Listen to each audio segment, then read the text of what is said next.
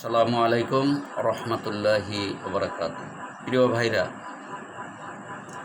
প্রিয় পৃথিবীবাসী, আমরা মুসলমান, হিন্দু, বৌদ্ধ, খ্রিস্টান সকলে কাঁধে কাঁধ মিলিয়ে চলি পৃথিবীতে, কিন্তু সরকারের কারণে আমাদের মধ্যে বিভক্ত দ্বন্দ্ব।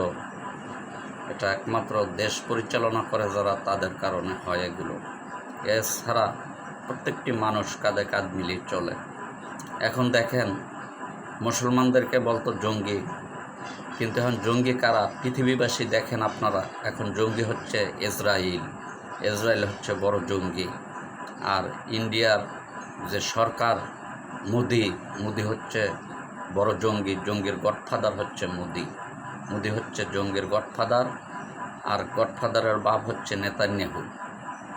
ওই মোদি ফিলিস্তিনে আমার ভাই বোনদের বুকে গুলি ও বোমা চালানোর জন্য অস্ত্র দিয়েছে। ওই মোদি শয়তান। আল্লাহ যেন এদেরকে হেদায়েত দান করেন, আমিন। সকলে ভালো থাকবেন, সুস্থ থাকবেন।